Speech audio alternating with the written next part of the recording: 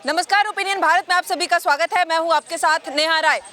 17 मार्च को नागपुर में एक दंगा होता है। शाम 7 बजे 500 से ज़्यादा 500 से 600 लगभग मुसलमान एक साथ सड़क पे आते हैं और आगजनी, पथराव, यहाँ तक कि महिला पुलिसकर्मी पे भी छेड़छाड़ का आरोप लगा है।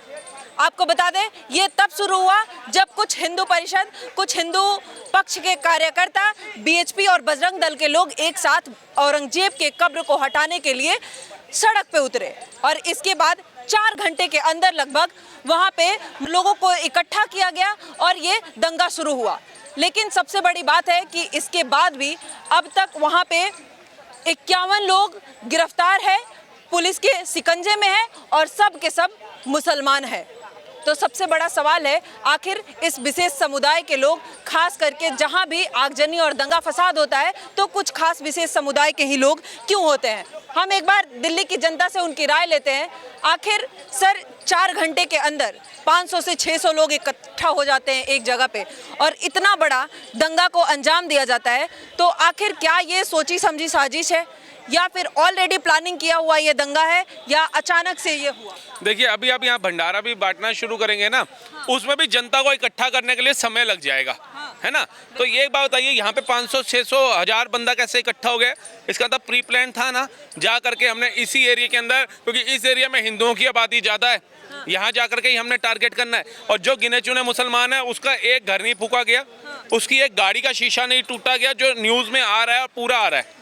ठीक है जी। अगर ऐसा था, जिन गाड़ियों के ऊपर स्वास्तिक बना हुआ था, जिन गाड़ियों के अंदर देवी देवताओं की मूर्ति लगी हुई थी, जिन घरों के बाहर शुभ लाभ लिखा हुआ था, उन घरों को फूंक दिया गया। बताइए, ये भाईचारे की बात करेंगे? अगर आज मुझसे भी कोई सेकुलर हिंदू आकर कहता है कि नहीं भाईचारा बनाओ, मैं ये देख करके कहाँ से मेरी आत्मा मानेगी भाईचारा बनाने के लिए? आप बताइए। वो कह रहे हैं कि जो कब्र हटाने के लिए हिंदू लोग उतरे हुए थे सड़क पे, वो वहाँ पे हमारे कुरान को जलाए, ऐसा आरोप लग रहा है। उसके बाद ये दंगा शुरू हुआ। लेकिन एक भी मुसलमान ने ऐसी वीडियो नहीं बनाई कि कुरान जलाई जा रही हो।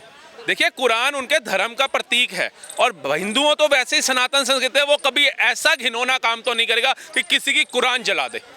देखिए, मैं खुद हिंदू हूँ, मेरे को नहीं लगता, ना मैंने आज तक कभी देखा है कि किसी हिंदू के अंदर छोड़िए किसी और धर्म के बंदे ने भी किसी के धर्म की किताब जलाने के ऐसी काम किया हो। लेकिन हाँ, एक अलग समुदाय मंदिरों में शिवालय पे पेशाब करता हुआ हमने देखा है, मुझे ये कहने में संकोच नहीं है। लेकिन मस्जिद के अंदर जाकर के एक हिंदू का वीडियो आज तक नहीं देखा जिसने शौच करने की हिमाकत कर दी हो। आप तो कुरान साहब, कुरान की पाक कुरान की बात कर रहे हैं और हम तो आज भी सम्मान से बोलते हैं। क्यों? क्योंकि वो उनके धर्म का प्रतीक है। और किसी ने भी, आपके चाहे बुजुर्ग भी होंगे या आपका धर्म भी होगा या आपके स्कूल में पढ़ा भी होगा, तो कहीं भी नहीं सिखाया जाता आप किसी दूसरे के धर्म का अपमान करें। सभी के धर्मों का सम्मान करना चाहिए। लेकिन क्या उन्होंने स्वास्तिक देखते हुए हमारे धर्म का अपमान मान समझा था कि यार इस पे भगवान की प्रतिमाएं लगी हैं, इस गाड़ी को छोड़ दो? चिन्हित करके किया गया ना। और ये सेम दृश्य याद दिलाता है मुझे बांग्लादेश का, जहाँ हिंदू बहन बेटियों को चिन्हित करके घर से निकाल के बलात्कार किया गया, जहाँ हिंदुओं की चोटी देख करके फ्लाईओवर से मार के लटकाया गया। तो अब बताइए, जब आपकी सोच आज भी औरंगजेब वाली है तो आप कहां से भाईचारे की बात करेंगे? सर, यही बात है, पथराव हो रहा है, पत्थर इकट्ठा किया गया, साथ में हाथ में हथियार भी मिले हैं, बहुत सारे ऐसे डेंजर हथियार है जो पुलिस पे भी लगाया गया है। डीएसपी जख्मी है, महिला पुलिसकर्मी पे भी बहुत सारा छेड़छाड़ का आरोप लगा है जो एफआईआर में दर्ज है।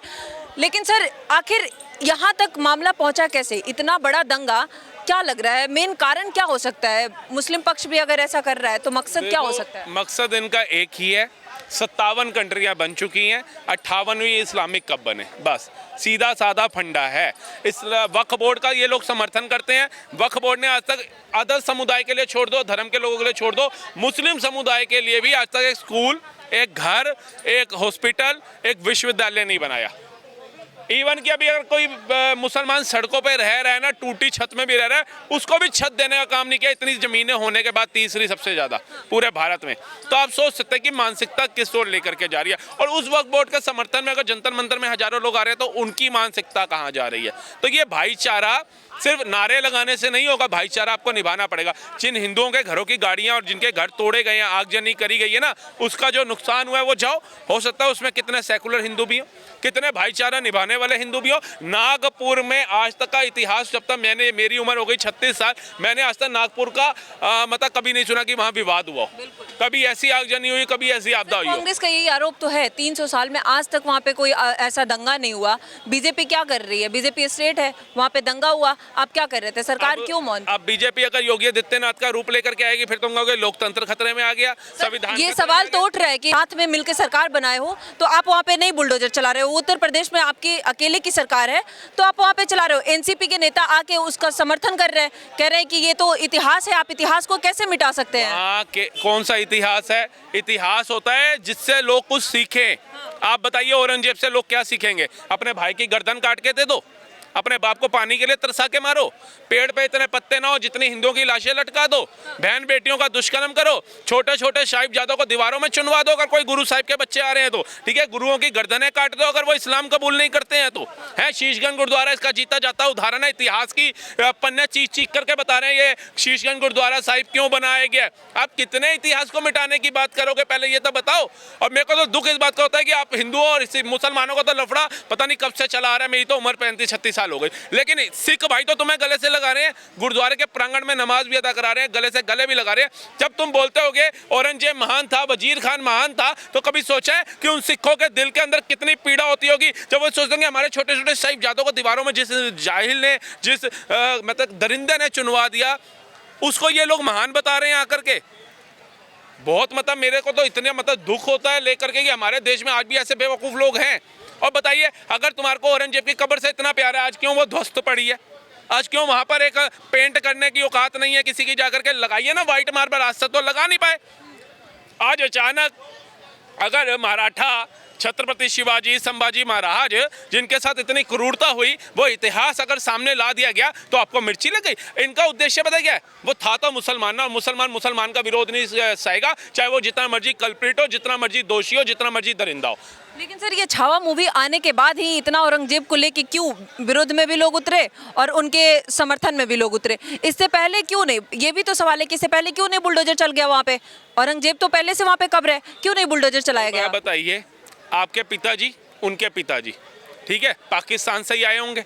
हमारे तो बुजुर्ग जो थे वो पाकिस्तान से आए थे, ठीक है जी। एक दिन हम अपने नाना जी के साथ बैठे हुए थे, पर नाना जी बता रहे थे हिस्ट्री हमारे को, आज तक तो हमें पता नहीं थी। बता रहे थे कि भैया पाकिस्तान के अंदर बंटवारा होने लगा था। हमने कहा भाई पिताजी निकलते हैं। उन्होंने कहा नहीं बापू मतलब महात्मा गांधी है, कुछ नहीं होगा, ये हिंदू मुस्लिम तो ये सरकारों का काम है, जैसे आज प्रेसिडेंट की सरकारें बोलती हैं, ये कोई नहीं होगा, भाईचारा है, गंगा जमुना तहजीब है, बैठो आराम से। कहते हैं रातों रात जब जवाहरलाल नेहरू जी ने 2 सितंबर 1946 को शपथ ली, जॉन माउंटेन के नीचे, झंडे के नीचे, एलिजाबेथ जो वहाँ की बैठी हुई थी क्वीन, उसके नीचे, और सब सोचते हैं 47 में ली, तब ली ना, उसके शासनकाल में नेहरू जी के ये बंटवारे की राजनीति जो करी गई थी जिन्ना और इनके बीच में, ठीक है, जो मीटिंग कांग्रेस की हुई, उसके अंदर जब हिस्सा दे दिया, आर्मी वहाँ चलेगी। हमारे बताते हैं कैसे बुजुर्ग हमारे दादा परदादा को उनको लेकर के रिश्तेदारों को कैसे कंधों पे लेके भागे थे, गोलियां चल रही थी, रोटी ऐसे फेंक के जाते थे, कुत्ते को भी रोटी आज तमीज से देता होगा इंसान।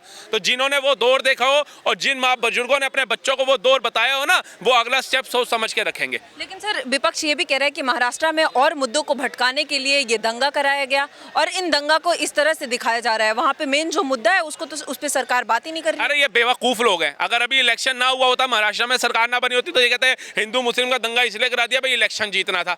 अभी तो वो जीत गए हैं, फिर दंगा वो क्यों कराएंगे? ये तुम लोग करा रहे हो, क्योंकि तुम्हारे को ये हार स्वीकार नहीं हो रही कि भैया इतिहास तोड़ के 158 से 59 सीटें कैसे भाजपा लेकर के आ गई महाराष्ट्र में और एक मुश्त होकर के सरकार बना गई। ये इनको गले जो रोटी है वो उगल ही नहीं पा रही ये लोग। इनकी साजिश आप बताइए, हिंदू अगर एकत्रित हो गए थे कब्र तोड़ने के लिए औरंगजेब की, तो कितनों मुसलमानों के घर तोड़ दिया उन्होंने जाके, कितने मुसलमानों की गाड़ियां तोड़ दी, कितने मुसलमानों को घायल कर दिया, कितने मौलानाओं के सर फाड़ दिया। बताइए, किसी एक का उदाहरण आपके पास नहीं होगा। लेकिन मुसलमानों की भीड़ इकट्ठी होती है तो पुलिस भी पत्थर खाती है, तब हिंदुओं के घर भी जलाए जाते हैं, उनकी गाड़ियां भी तोड़ी जाती हैं, सरकारी संस्थाएं भी जला दी जाती हैं, बसें भी तोड़ दी जाती हैं, सड़कें भी जाम हो जाती हैं। तो ये एक अलग समुदाय के लोग ही इतनी क्रूरता क्यों करते हैं, मुझे बताइए। सर जांच एंगल भी उस तरीके से हो रहा है जैसे जम्मू कश्मीर में पथराव हुआ करता था एक टाइम पे, उस एंगल से भी अब नागपुर में जांच हो रहा है सर। नहीं तो ये तो जम्मू कश्मीर में पथराव किसके ऊपर होता था? मौलानाओं के ऊपर होता था। हमारा गर्व, हमारा शौर्य, हमारी सेना पत्थर खा रही होती थी और हम मूर्ख टीवी पे देख रहे होते थे, कर नहीं सकते थे, हाथ बंधे थे क्योंकि सरकार ऐसी बैठी हुई थी। आज कहाँ है वो पत्थर मारने वाले लोग, आप बताइए ना मुझे। आज जम्मू कश्मीर में कर्फ्यू लगाने वाली कहाँ गई सरकारें? आज कहाँ है वो तिरंगा जला करके गाय काटने वाली सरकारें? कहाँ हैं? कहाँ लुप्त हो गई? आज चिनाब ब्रिज भी बन गया, आज रेलवे स्टेशन भी वहाँ बन गया, आज जम्मू से श्रीनगर तक ट्रेन भी चला दी उन्होंने। आज सेना को पत्थर मारने वाला नहीं दिखता, सल्यूट करने वाले लोग दिखते हैं। आज 4G की मजा ले रहे हैं वहाँ कश्मीर के लोग। आज जाइए 1 लाख समथिंग करोड़ का टूरिज्म वहाँ चला गया, 1,000 लाख का वहाँ पे वो योजनाओं का लाभ लिया जा रहा है, वहाँ पर योजनाएं लगाई जा रही हैं गवर्नमेंट के द्वारा। तो जो अच्छी चीज़ें हैं वो ये नहीं देखेंगे। इनका काम क्या है? कबूतर बन के बैठ जाओ कि बिल्ली आ रही है हमें खाएगी नहीं, लेकिन इन मूर्खों को नहीं पता आंखें बंद करने से बिल्ली छोड़ेगी नहीं तुम्हें, बिल्ली पूरा चबाएगी तुम्हारे को। तो वही चीज़ है इनके अंदर। ये नागपुर दंगा का जो मेन मास्टरमाइंड फ़हीम खान वो अभी गिरफ्तार है, लेकिन क्या लगता है वो पहले चुनाव भी लड़ चुके हैं, विधानसभा चुनाव भी लड़ चुके हैं नितिन गडकरी के खिलाफ, हालांकि उनकी जमानत जब्त हो चुकी थी, लेकिन क्या लगता है कोई बड़ा पॉलिटिकल हाथ है इनके पीछे? क्योंकि इतना बड़ा दंगा को अंजाम दे देना ये कोई आसान बात नहीं है, और एक दिन और 4 घंटे की भी बात नहीं हो सकती है सर, क्योंकि 500-600 लोग आ जाते हैं, इतना बड़ा जो जिस तरह से दिख रहा है दृश्य वो काफ़ी दर्दनाक। मैं बता तो रहा हूँ, जो नेता जितनी बार चुनाव लड़ा हो सामने वाली पार्टी से हार गया हो, उसे कहीं ना कहीं गुरूर तो होगा, और जो बंदा राजनीति में रहेगा उसे ये सब करना पड़ेगा, तभी तो नाम उसका फेमस होगा ना। जैसे आपने देखा हो पुनीत सुपरस्टार, वो जब तक कीचड़ में नहीं लेटेगा लोग भूल जाएंगे उसको। कुछ ना कुछ लोगों के बीच में रहने के लिए कभी कीचड़ में लेटना पड़ता है, कभी नाले का पानी पीना पड़ जाता है, कभी कीचड़ उछाल के खाना भी पड़ जाता है उसे, कभी पोटी तक खा लेता है वो पब्लिसिटी के लिए इतना बड़ा दंगा। तो ये और क्या, ये तो कत्लेआम करा देंगे। अभी आपने देखा नहीं, ये तो कत्लेआम कराने वाले लोग हैं। मुजफ्फरनगर दंगे भूल गए राजनीति को लेकर के, कार सेवकों के ऊपर गोलियां भूल गए आप राजनीति को लेकर के, गांव साधु संतों की हत्या भूल गए क्या? अब राजनीति के अंदर सब कुछ जायज है। सगे भाई को मरवाने में कोई पीछे नहीं हटता। आप जाकर के देख लीजिए, कई लोग बोलते हैं ना कि कांग्रेस में भी 2 भाई थे, एक को मरवाने का काम उसकी मां ने ही कर दिया था एक पार्टी के अंदर। तो ये रहने दीजिए, अब ये बातें क्या हैं, ये कड़वी सच्चाई हैं। बाप बेटे ने बाप के हाथ से माइक छीन लिया था यूपी के अंदर, जो सरकार बनाने का दावा करते हैं अखिलेश यादव, अपने पिताजी से छीन लिया था। मनमोहन सिंह जी का बनाया हुआ पेपर राहुल गांधी ने यूं फाड़ दिया था। तो ये राजनीति में जो अपने माँ बाप के सगे नहीं होते वो देशवासियों के सगे होंगे। इनसे आप अपील कर सकते हैं। आज देश हित में जो काम कर रहे हैं वो सिर्फ एक ही शख्स कर रहा है, नरेंद्र दामोदर दास मोदी, बस, जिसको ना अपने भाई की परवाह, ना अपने बीवी बच्चों की परवाह, ना अपने रिश्तेदारों की परवाह। उसका सिर्फ एक ही टारगेट है, जैसे अर्जुन का निशान था मछली की आंख, उसका टारगेट है 2047 विकसित भारत। क्या लगता है उत्तर प्रदेश की तरह नागपुर में भी देखा जाएगा बड़ा एक्शन, जिस तरह से दंगा हुआ इनके खिलाफ? देवेंद्र साहब का मैं देख रहा था, वो आ रहा था, बयान आ रहा था, वो कह रहे छोड़ा तो किसी को नहीं जाएगा। एक नाथ शिंदे जी का भी बयान मैं देख रहा था, उन्होंने भी कहा जो हैं कल्प्रिट इनको चुन चुन करके लिया जाएगा इनको।